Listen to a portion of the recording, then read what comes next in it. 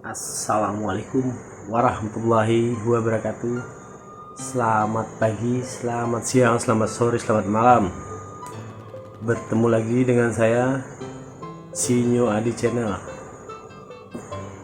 Di sini saya mau menceritakan tentang kisah nyata kejadian mistis yang ada di Bandung. Sebelum kita melanjutkan ceritanya, jangan lupa membuat kopi dan menyediakan rokok supaya bisa menikmati cerita-cerita saya dengan enjoy dan tidak terlalu seram lah. Tapi saya di sini sudah menyediakan kopi dengan biasanya lah, dan rokok ini kopi saya ini.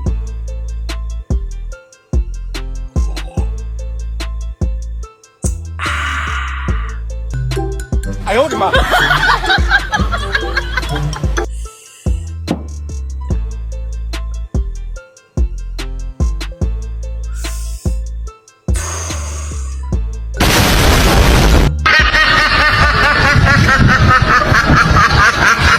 Oke bro, kita langsung masuk ke dalam cerita. Ya. A few moments later.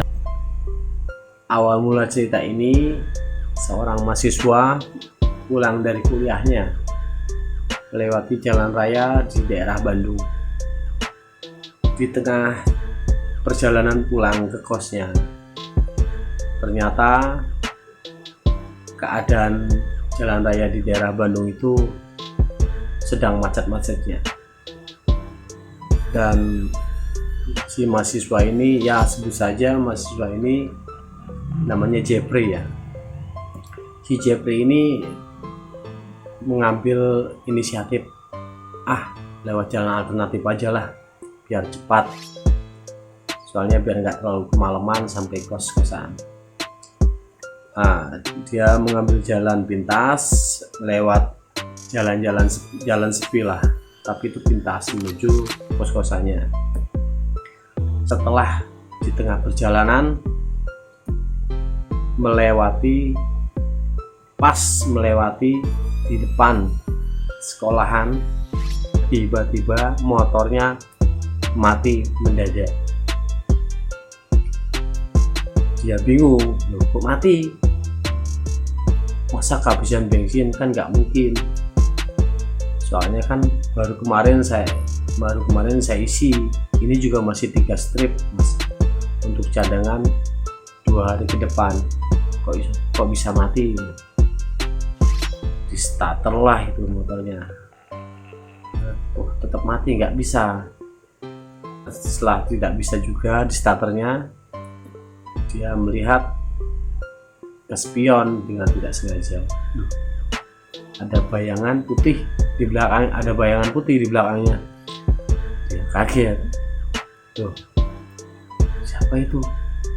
Dia langsung menoleh lah. Si Jeffrey itu menoleh ke belakang. Oh, ternyata tidak ada siapa-siapa. Setelah itu dia melanjutkan mendorong sepeda motornya. Ternyata kok motornya berat sekali. Nah, aneh tuh, kok berat sekali motorku ya? Apa ini? Nggak biasanya didorong, kok terlalu berat banget ini. Setelah dia merinding mencium bau busuk itu, dia langsung memejamkan mata. Dia membaca sebisanya lah, membaca ayat-ayat sebisanya. Setelah dirinya tenang, lalu dia membuka matanya. Di saat dia membuka matanya,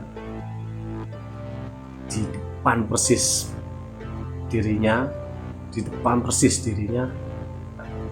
ada sosok perempuan berbaju putih dengan wajah pucat, berhadapan dengan dia, tatap-tatapan. Wah, kaget bukan kepalang. Si Jeffrey itu langsung membanting motornya dan dia lari sekuat tenaga, sekencang-kencangnya. Setelah kira-kira 10 meteran lah di depan motornya itu, di pas larinya si Jeffrey-nya itu, dia berhenti dan dia menoleh ke belakang. Setelah dia menoleh ke belakang, ternyata dia melihat sosok perempuan itu yang wajahnya pucat, berpakaian putih-putih, sudah berdiri di samping motornya. Tambah takut dia, tambah kaget itu malam. Nah, setelah dia mau lari lagi, pokoknya menghindarlah. Ternyata di depan itu ada bapak-bapak, kurang lebih umurnya ya sekitar 50 tahun ke atas lah, menyetop si Jeffrey itu. Langsung berkata bapak-bapak itu seakan-akan dia sudah terbiasa dengan kejadian seperti itu. "Berhenti nak, kenapa kamu lari-lari?" Dan Jeffrey itu kaget, loh, ada bapak, alhamdulillah ini Jeffrey. "Ini pak, tadi motor saya mogok pak, saya start nggak nyala padahal bensin masih ada.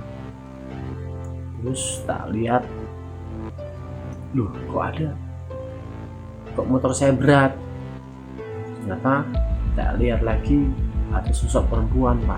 Sosok perempuan itu wajahnya pucat dan berbaju putih, rambutnya panjang, pokoknya wajahnya pucat lah pak." Nah, bapak itu bilang, "Oh ya udah nak, yuk mampir ke warung bapak." Dan bapak itu punya anak seumuran sama si Jeffrey itu, kira-kira umurnya 20-an lah. Nah, menyuruh anaknya si bapak itu untuk membawa motornya Jeffrey. Nah, setelah sampai di warung, bapak itu berjualan warung nasi ayam, dan si Jeffrey itu duduk nak di sini. Nah, anaknya bapak itu membawa motornya si Jeffrey dari belakang. Nah, setelah sampai di depan warung, motornya si Jeffrey itu yang dibawa anaknya bapak itu, Jeffrey menoleh, loh, di samping anak itu, samping motor itu masih ada perempuan yang wajahnya pucat itu, yang yang berbaju putih itu. Jeffrey masih ketakutan. Jeffrey langsung ketakutan lagi di situ. Nah, terus bapak itu melihat wanita yang pucat itu. Lalu dengan bahasa Sunda, bapak itu bilang ke wanita itu, "Sudah kamu pergi," kira-kira seperti itu. "Sudah kamu pergi, jangan ganggu anak ini." Nah, dengan perlahan wanita misterius itu langsung pergi terbang melayang. Nah, terus bapak itu menenangkan si Jeffrey, "Udah nak, enggak apa-apa, di sini aja. Kamu sudah makan belum? Ini makan. Ada nasi ayam, bapak jualan di sini sama anak bapak." "Oh iya pak, saya minta air putih aja. Tapi kalau emang saya juga lapar nih pak, saya juga mau makan lah pak." Akhirnya tangteng makan dan minum. Jeffrey berinisiatif langsung mau pulang sebelum keadaan terlalu tambah gelap, tambah malam.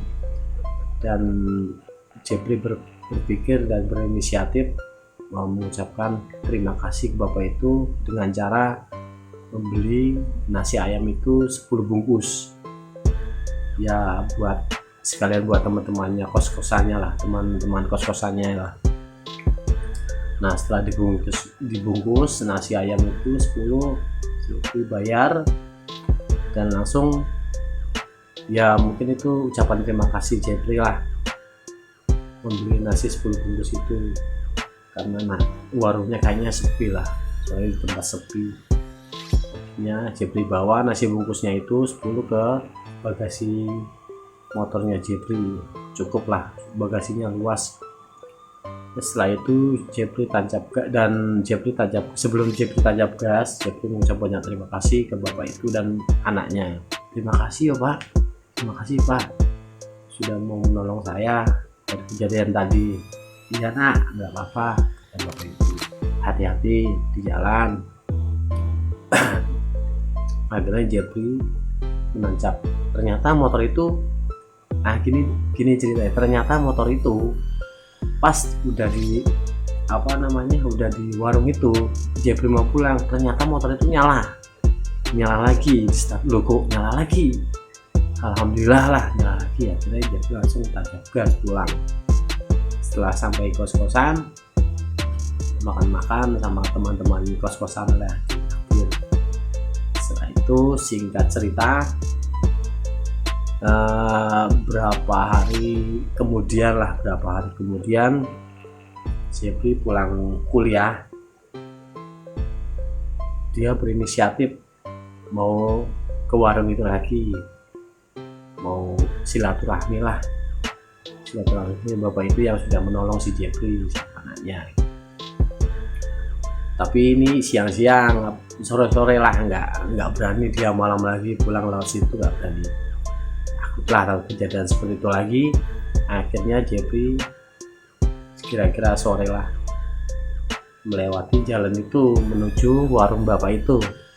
Nah, setelah pas di posisi warung bapak itu, Jeffrey berhenti. Loh kok, Jeffrey bingung, loh kok warungnya kemana ya, kok nggak ada, padahal di sini bener patokannya warung di sini, patokannya depan ini, warung ini, nggak mungkin kalau pindah tempat, soalnya warungnya ya sedikit permanen, pasti ada bekas-bekasnya lah.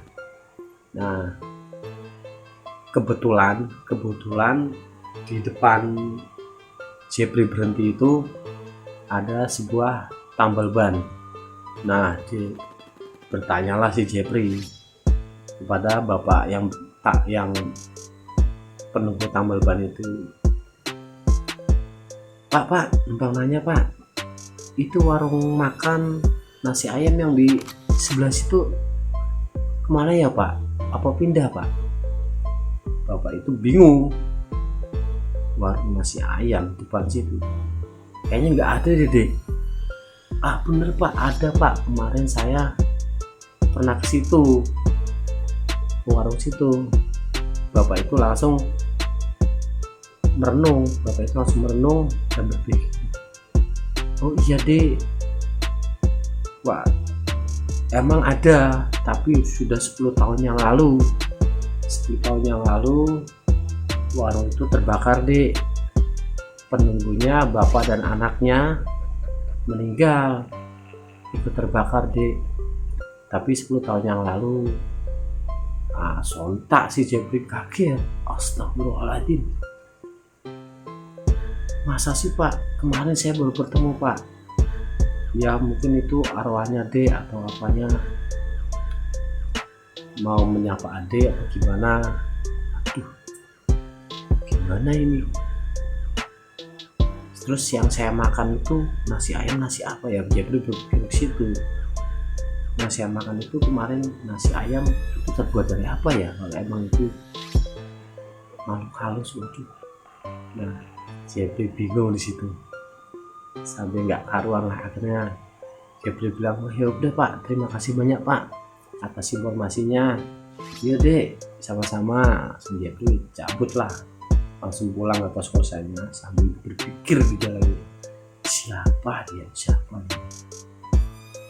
Nah, dari cerita itu bolehlah disimpulkan masing-masing yang mendengarkan cerita ini, siapa dia itu yang bapak-bapak sama anaknya itu. Nah, dari cerita ini kita bisa menyimpulkan bahwa kalau kita pulang malam berkendara sepeda motor harus hati-hati, dan hindarilah tempat-tempat yang sepi, yang gelap. Hindarilah, itu rawan dari segala macam, ya entah itu hal-hal mistis, entah itu pembegalan, ya pokoknya hindarilah. Untuk teman-temanku, tolong jangan melewati tempat-tempat yang seperti itu. hindari kalau bisa. Tapi kalau emang terpaksa, kebut, jangan setengah-setengah gaspol dengan speed, takutnya ada begal atau gimana. Ya itu dia, ya itulah saran saya buat teman-teman untuk cerita ini. Semoga menjadi bahan renungan kalau kita pulang malam, entah itu dari kerja, entah itu dari mana, entah itu dari sekolah, kuliah, ya harus dihati-hati. Oke, sampai di sini saja cerita saya tentang misteri horor, cerita nyata tentang misteri penunggu jalan. Oke, terima kasih. Sampai di sini dulu. Semoga sehat walafiat, sukses selalu buat kalian yang menonton dan mendengarkan cerita saya ini. Amin. Assalamualaikum.